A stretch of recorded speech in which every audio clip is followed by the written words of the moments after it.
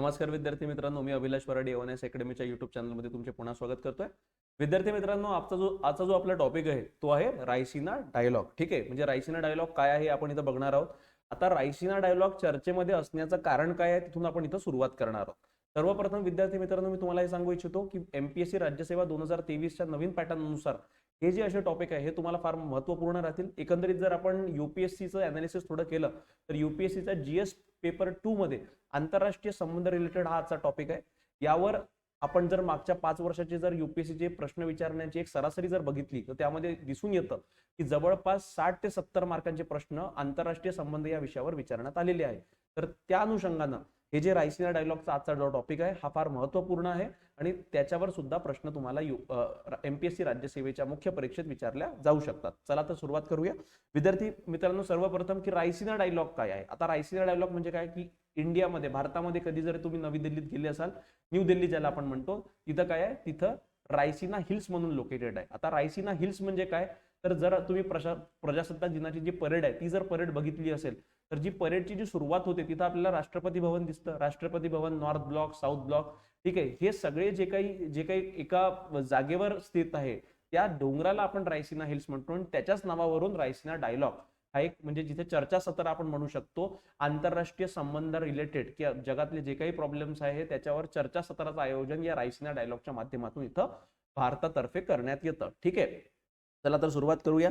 सर्वप्रथम हे बघा की चर्चेमध्ये काय. आता चर्चेमध्ये का बरं आहे, कारण आता जर तुम्ही आजचा पेपर जर वाचला असेल तर त्यामध्येच आहे की इराणचे जे फॉरेन मिनिस्टर आहे ते येणार होते रायसिना डायलॉगसाठी. त्यांना इन्व्हाइट करण्यात आलं होतं पण ते आता येणार नाही. त्यांनी आता आपलं जे काही येणं आहे ते कॅन्सल केलं. का बरं कॅन्सल केलं, त्याचं कारण असं आहे की रायसिना डायलॉगचं जे आता 2023 मधलं सत्र आहे हे मार्च महिन्यात होणार आहे. तर त्याच्या आधी त्यांनी तयारी सुरू केली आहे. तर त्याचाच एक भाग म्हणून, तयारीचाच एक भाग म्हणून त्यांनी काय केलं, त्यांनी एक 2 मिनिटाची क्लिप एक तिथं पब्लिश केली, व्हिडिओ क्लिप आहे. तर त्या क्लिपमध्ये तिथं इराणमध्ये मागच्या वर्षी प्रोटेस्ट झाला होता, हिजाबच्या विरोधात खूप मोठा प्रोटेस्ट झाला होता आणि तिथल्या महिला ज्या आहेत त्या महिलांनी प्रामुख्याने तिथं काय केलं की पब्लिकली तिथं स्वतःचे केस कापणं वगैरे अशा प्रकारचे त्यांनी उपक्रम सरकार विरोधात तिथं राबवले. तर त्याचीच एक क्लिप 2 सेकंदाची, 2 ते 3 सेकंदाची तिथं त्याच्यात ठेवण्यात आलेली आहे आणि त्याच्याच मध्ये इराणचे जे प्रेसिडेंट आहे किंवा इराणचे जे राष्ट्रपती आहे त्यांचा देखील फोटो तिथं लावण्यात आलाय. तर इराणनं त्याच्यावर ऑब्जेक्शन घेतलं. त्यांनी म्हटलं की हे जे 2 सेकंदाची क्लिप तिथं तुम्ही हिजाब प्रोटेस्टची लावली आहे ती तुम्ही काढून टाका आणि इराणचे जे राष्ट्रपती आहे त्यांचा देखील फोटो तिथून काढून टाका. पण जे रायसिना डायलॉग जे ऑर्गनाईज करतात, एक तर ऑब्झर्व्हर रिसर्च फाउंडेशन म्हणून एक संस्था असते. ठीक आहे, ती प्रायव्हेट एक एनजीओ आहे. ती संस्था परराष्ट्र खात्यासोबत किंवा आपल्या मिनिस्ट्री ऑफ एक्सटर्नल अफेअर्स सोबत काय मिळून हे दोन्ही काय करतात, ऑर्गनाईज करतात. तर या दोघांनी काय नकार दिला ती क्लिप काढायला, त्या स्पेसिफिक व्हिडिओ मधला तेवढा पोर्शन काढायला. आणि म्हणूनच इराणच्या फॉरेन मिनिस्टरनं काय केलं, आपला जो नियोजित दौरा आहे तो नियोजित दौरा काय केलाय, कॅन्सल केलेला आहे. ठीक आहे, हे बघा विद्यार्थी मित्रांनो, तुमच्या स्क्रीनवर येत असेल इराण हिजाब प्रोटेस्ट, इराणमध्ये मृत्यू तांडव, हिजाब विरोधी निदर्शनामुळे आतापर्यंत 300हून अधिक नागरिकांचा मृत्यू. आणि या 300 मध्ये सर्वात जास्त प्रमाण हे कोणाचं आहे, महिलांचं देखील त्याच्यात सर्वात जास्त प्रमाण आहे. ठीक आहे, एक 22 वर्षाची तरुणी होती मिशा अमिनी नावाची, तिच्या मृत्यूच्या नंतर हा हिजाब विरोधी जो प्रोटेस्ट आहे हा तिथं इराणमध्ये याचं जे आहे याचा प्राबल्य जे आहे प्रोटेस्ट ते वाढत गेलं आणि त्याचाच परिणाम आता सुद्धा कमी जास्त प्रमाणात तिथं एक प्रोटेस्ट चालू आहे. ठीक आहे, तर हे बघा G20 डायलॉग हा जो आता होणार आहे, G20चं जे आहे अध्यक्षपद सध्या तरी भारत भूषवतो आहे. तर अशा परिस्थितीत या रायसिना डायलॉगचं महत्व जे आहे ते फार वाढलेलं आहे विद्यार्थी मित्रांनो. आणि हे जे डायलॉग आहे हे आता येत्या मार्च महिन्यात 2023 मध्ये होणार आहे. ठीक आहे, आता हे बघा की बेसिकली या रायसिना डायलॉगचं महत्व काय आहे. भारताचा आंतरराष्ट्रीय पातळीवर महत्वपूर्ण राजकीय खेळाडू आणि आर्थिक सत्ता म्हणून उदय होत आहे. ठीक आहे, जर आपण आता 21वे शतक आपण म्हणतो तर 21वं शतक हे जे आहे हे प्रामुख्यानं आशियाचं आहे असं म्हणतात. ठीक आहे, म्हणजे आशियामधले जे राष्ट्र आहे ते आता पुढे जाऊन जगाला एक दिशा दाखवतील असं एक सूचक विधान सतत करण्यात येतं. ठीक आहे, त्यामध्ये प्रामुख्याने भारत झाला, चायना झालं, चीन आपण ज्याला म्हणतो, किंवा जापान झालं, हे देश जे आहे हे आता जे आहे म्हणजे पूर्ण जगामध्ये आर्थिक बाबीवर असू द्या किंवा राजकीय बाबीवर असू द्या खूप आघाडी तिथं घेत आहे. तर अशा परिस्थितीत जे येणारं युग आहे ते आशियाचं युग असं म्हणण्यात येतं. तर त्यामध्ये प्रामुख्याने भारताचा फार महत्वाचा रोल असणार आहे. भारताचा आंतरराष्ट्रीय पातळीवर महत्वपूर्ण राजकीय खेळाडू आणि आर्थिक सत्ता म्हणून उदय होत आहे. परराष्ट्र मंत्रालय ऑब्झर्व्हर रिसर्च फाउंडेशन या खासगी विचार मंचाच्या साह्यानं रायसिना डायलॉगचे आयोजन करते. मी तुम्हाला आताच सांगितलं की ऑब्झर्व्हर रिसर्च फाउंडेशन एक नॉन गव्हर्नमेंटल ऑर्गनायझेशन आहे किंवा त्याला आपण एनजीओ सुद्धा म्हणू शकतो, की परराष्ट्र खात्यासोबत मिळून काय करते, ही रायसिना डायलॉगचं आयोजन ते लोक करतात. आता ऑब्झर्व्हर रिसर्च फाउंडेशन बद्दल थोडी इथं आपण माहिती घेऊया की ऑब्झर्व्हर रिसर्च फाउंडेशन काय आहे. आता बघा, याचं प्रामुख्याने 3 लोकेशनवर हे काम करतं. मुंबई, चेन्नई आणि कोलकाता येथे 3 केंद्र असलेली ही नवी दिल्ली स्थित एक स्वतंत्र थिंक टँक. थिंक टँक म्हणजे काय विद्यार्थी मित्रांनो, एक वैचारिक बॉडी आहे. ही काय करते, ही विचार करते की भारताचं परराष्ट्र धोरण कसं असलं पाहिजे, भारताचं वेगवेगळ्या देशासोबतचे संबंध भारतानं कशा पद्धतीनं वृद्धिंगत करायला पाहिजे. किंवा एक साधं इथं उदाहरण घेतो म्हटलं तर भारत आणि पाकिस्तानचं आपण इथं उदाहरण घेऊया की भारत आणि पाकिस्तानचे संबंध फार खराब परिस्थिती आहे सध्या तरी. तर अशा परिस्थितीत भारतानं काय केलं पाहिजे की पाकिस्तान सोबत आपले संबंध सुधारेल आणि त्याचा फायदा फक्त भारत आणि पाकिस्तानच नव्हे तर भारताचे जे काही बाकीचे शेजारील राष्ट्र आहेत त्यांना सुद्धा होऊ शकेल आणि पूर्ण जगाला त्याचा एक चांगला संदेश जाऊ शकेल. तर हे सगळं सजेशन देण्याचं काम कोण करतात, अशा थिंक टँक करतात विद्यार्थी मित्रांनो. ठीक आहे, तर त्यामधली एक महत्वपूर्ण थिंक टँक कोणती आहे भारतातली, ऑब्झर्व्हर रिसर्च फाउंडेशन.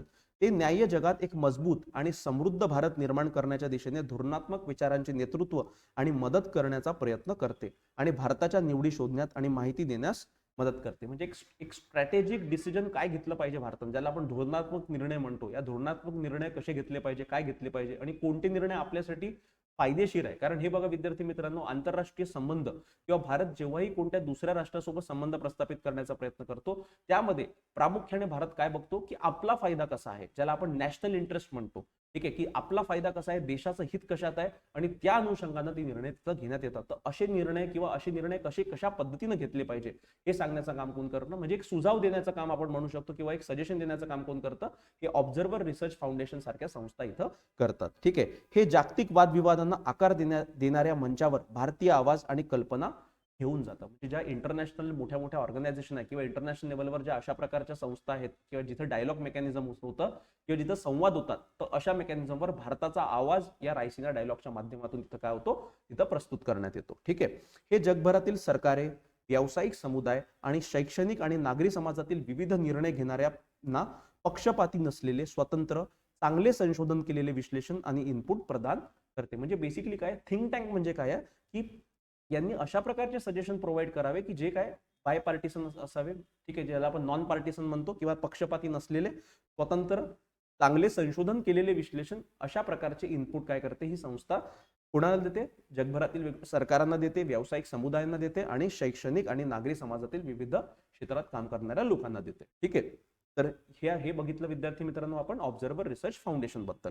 त्यानंतर आता रायसिना डायलॉगची पार्श्वभूमी थोडी आपण बघूया की सुचलं कसं की बाई रायसिना डायलॉग सारखं एक मेकॅनिझम भारताचं सुद्धा असलं पाहिजे.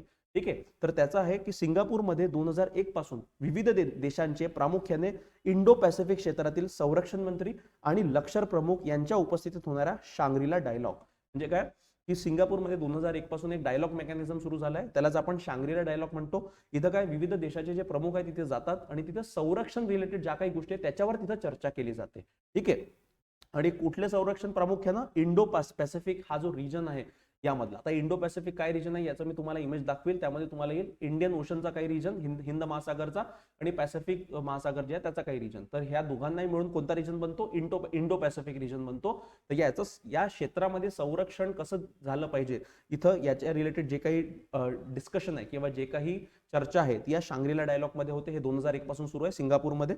आणि त्याच प्रकारची दुसरी एक डायलॉग मेकॅनिझम आहे बहरीन मधील पश्चिम आशियातील प्रादेशिक संरक्षणावर केंद्रित मनामा डायलॉगच्या धर्तीवर रायसिना डायलॉगचे आयोजन करण्यात येते. म्हणजे दुसरी कुठे आहे, बहरीन मध्ये पश्चिम आशिया देशांचं जे संरक्षण मेकॅनिझम आहे ते कसं असलं पाहिजे त्यासाठी मनामा डायलॉग हा दुसरा डायलॉग मेकॅनिझम आहे. तिथं सुद्धा संरक्षण रिलेटेड काय होतं, चर्चा केली जाते. ठीक आहे, तर त्याच्याच या दोघांचाही आधार घेऊन एक आपलंही डायलॉग मेकॅनिझम असलं पाहिजे भारताचं, त्यासाठी रायसिना डायलॉग त्यांनी काय केलं, आयोजित करण्याचं ठरवलं.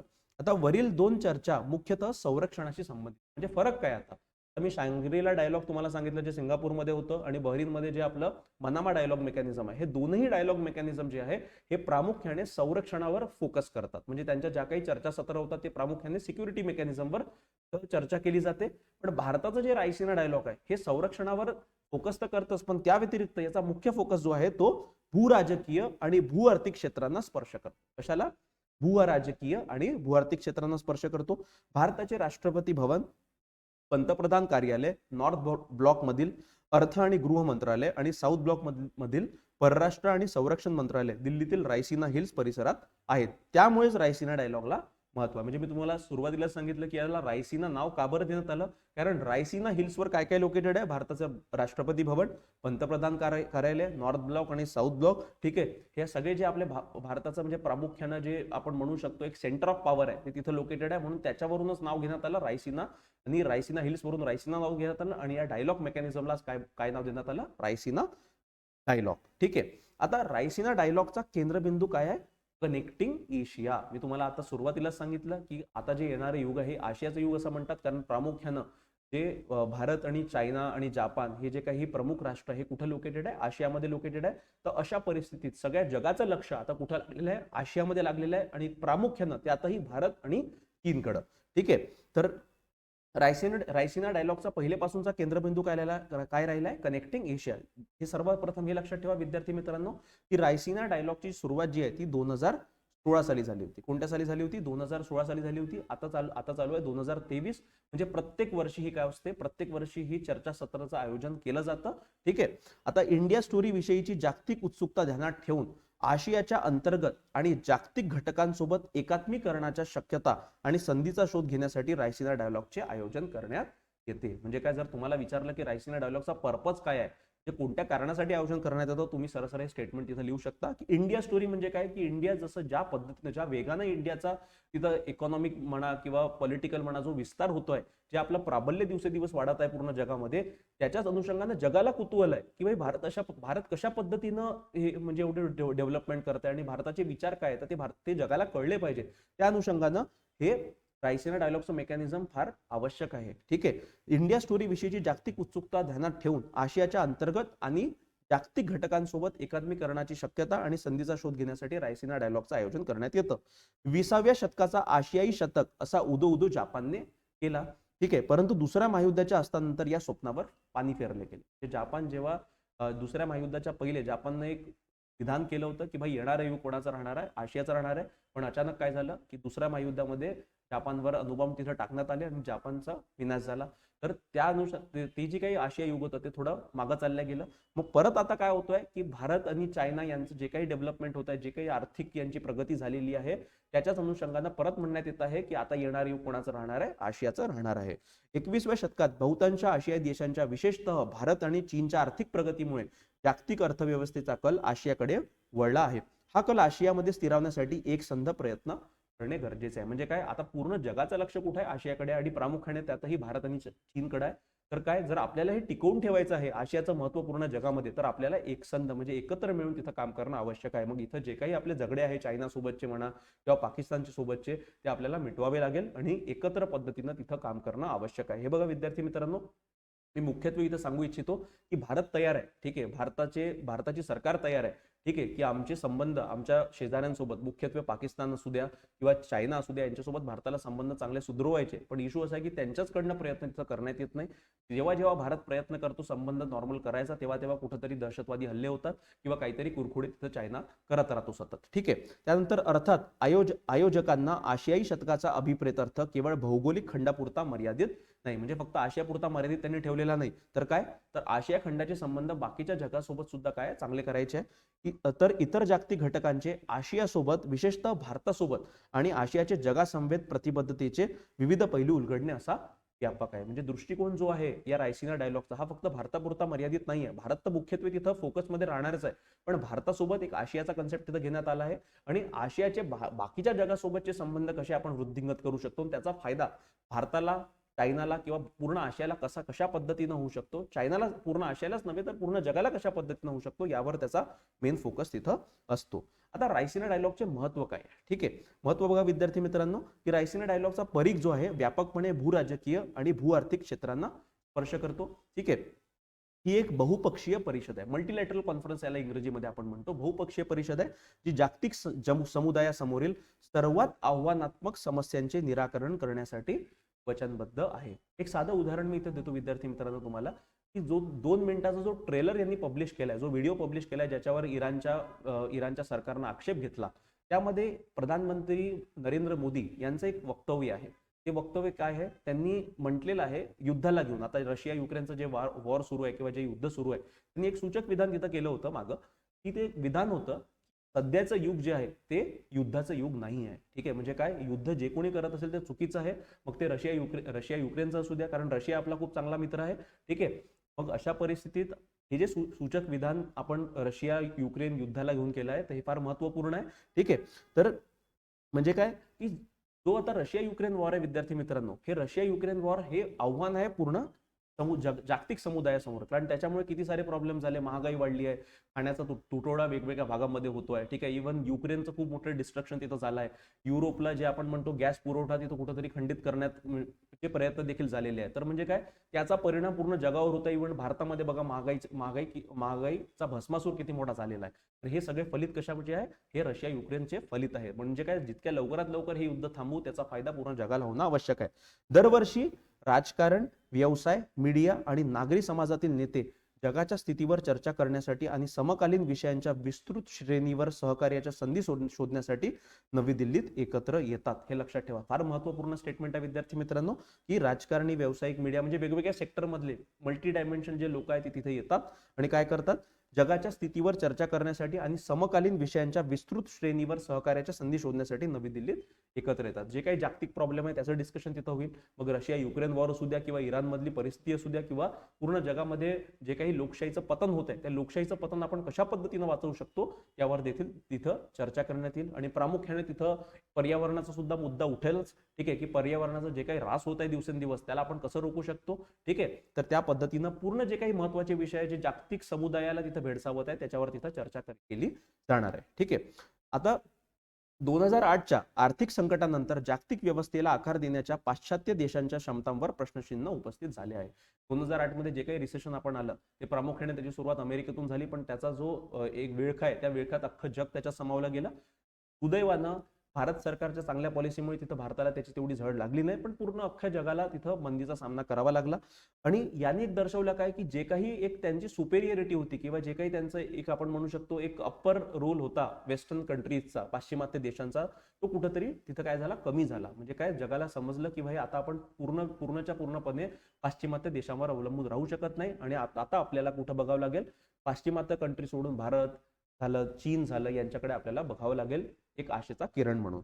इंडो पॅसिफिक क्षेत्र जागतिक अर्थ आणि व्यापाराच्या दृष्टीने मध्यवर्ती आहे, म्हणजे सेंट्रल आहे. ठीक आहे, आता हे इंडो पॅसिफिक क्षेत्र जे आहे हे फार महत्वपूर्ण आहे विद्यार्थी मित्र. कारण मागचं जे रायसिना डायलॉग झालं होतं 2022 मध्ये, त्यामध्ये ऑस्ट्रेलियन प्राईम मिनिस्टरनं प्रामुख्याने तिथं म्हटलं होतं की आता येणारं जे काही म्हणजे युद्ध किंवा जे काही झगडे होऊ शकतात ते प्रामुख्याने या इंडो पॅसिफिकला कशा पद्धतीनं आपण सेफ ठेवू. ठीक आहे, की जेणेकरून तिथून प्रॉपर पद्धतीनं मुक्त व्यापार झाला पाहिजे.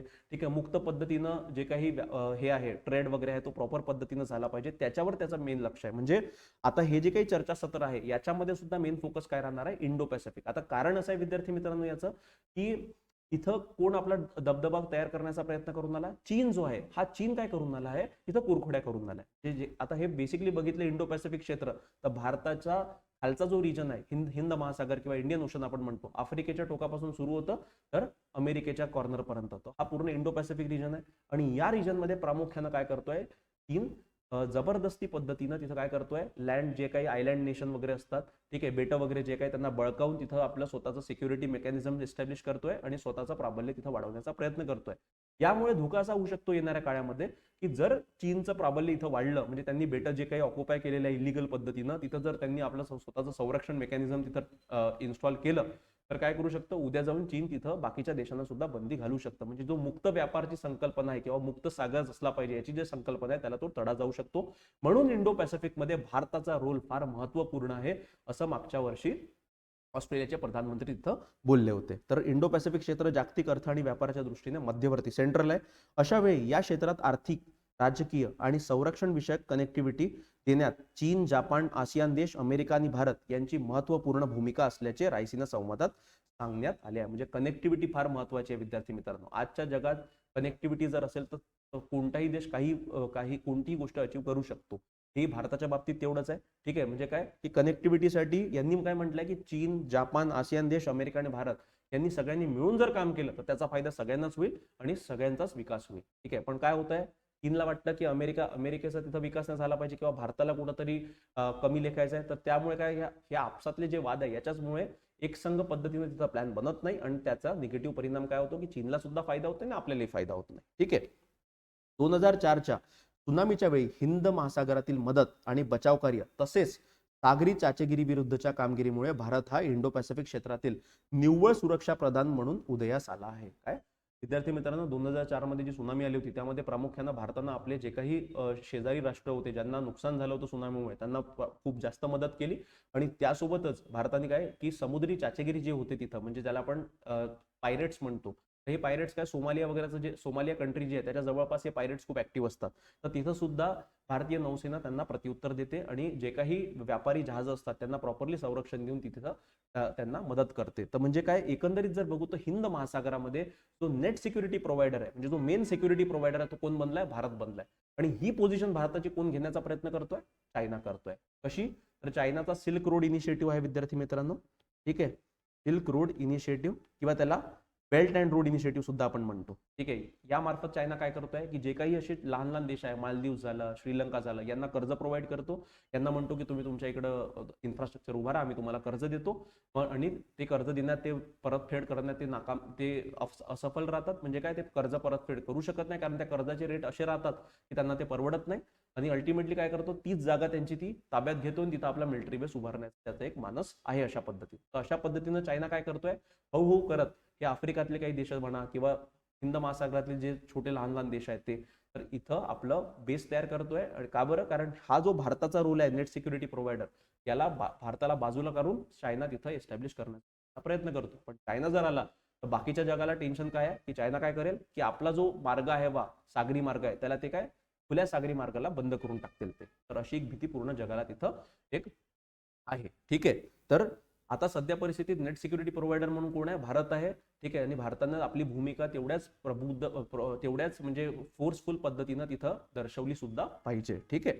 तर हे बघा विद्यार्थी मित्रांनो, इंडो पॅसिफिक रिजन हा सुरू होतो आफ्रिकन खंडापासून तर कुठपर्यंत? युएसएच्या बॉर्डर पर्यंत. हा पूर्ण जो सर्कल इथं दाखवलाय तुमच्या स्क्रीनवर, हा पूर्ण रिजनला आपण काय म्हणतो? Indo Pacific region. ठीक आहे. आणि हे इंडो पॅसिफिक रिजन नामकरण इंडो आलं म्हणजे काय? इंडियन ओशन आहे. इंडियन ओशन म्हणजे काय?